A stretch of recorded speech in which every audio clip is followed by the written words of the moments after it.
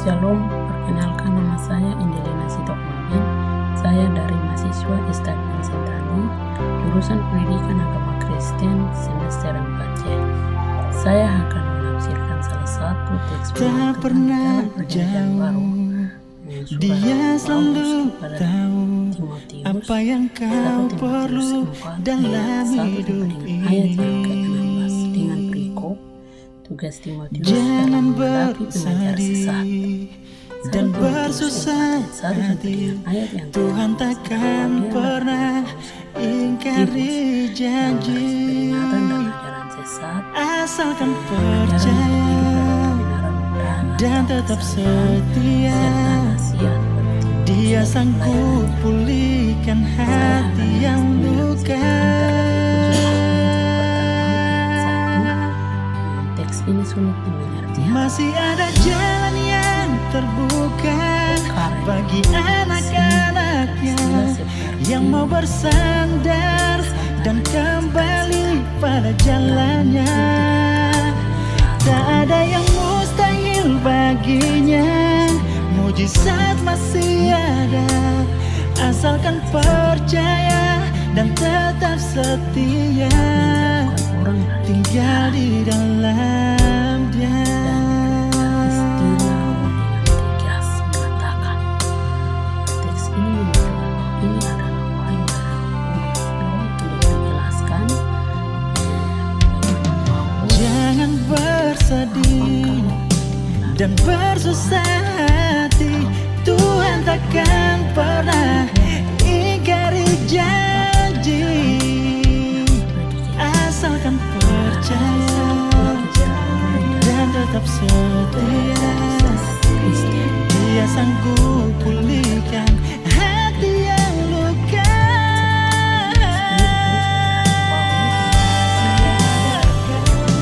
Masih ada jalan yang terbuka bagi anak-anaknya yang mau bersandar dan kembali pada jalannya.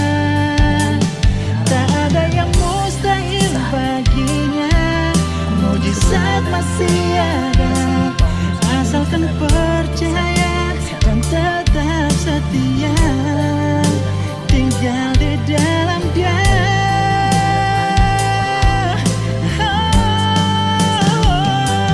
Masih ada jalan yang bagi anak-anaknya yang mau bersandar dan kembali pada jalannya.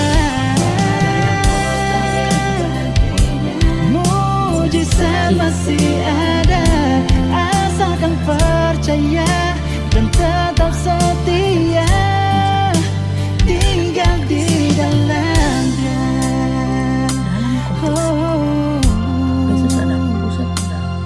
Asalkan percaya dan tetap setia, tinggal di dalam Dia. Simak patung dewa dan ritual keagamaan yang seringkali bertentangan dengan iman Kristen. Dalam bahasa Yunani, pneuma artinya roh. Roh Kudus yang berbicara, mengacu pada Roh Kudus yang berbicara dengan jelas mengenai masa depan. Apostesontai artinya akan murtad, berasal dari akar kata apostasia yang berarti meninggalkan atau menjauhi dari iman. Pneumai planoi artinya roh penyesat, mengacu pada pengaruh jahat yang menipu manusia bisa melalui pengajaran dari orang-orang tertentu.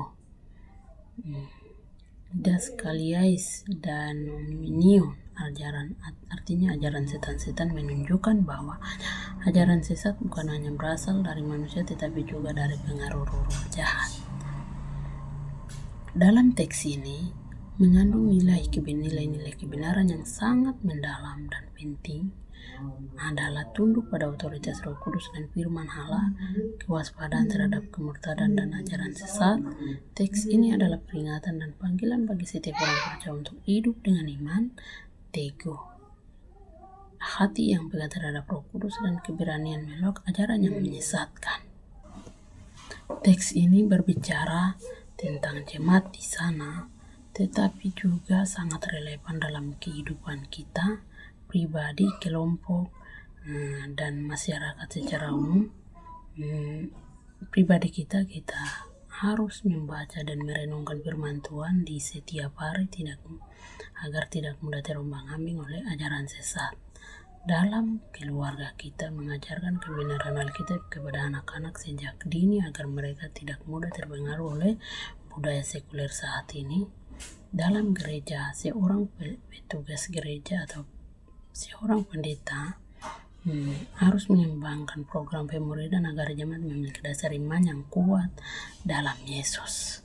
Dalam masyarakat luas, menjadi saksi Kristus di tempat kerja, lingkungan, dan media sosial dengan menyuarakan nilai-nilai kebenaran.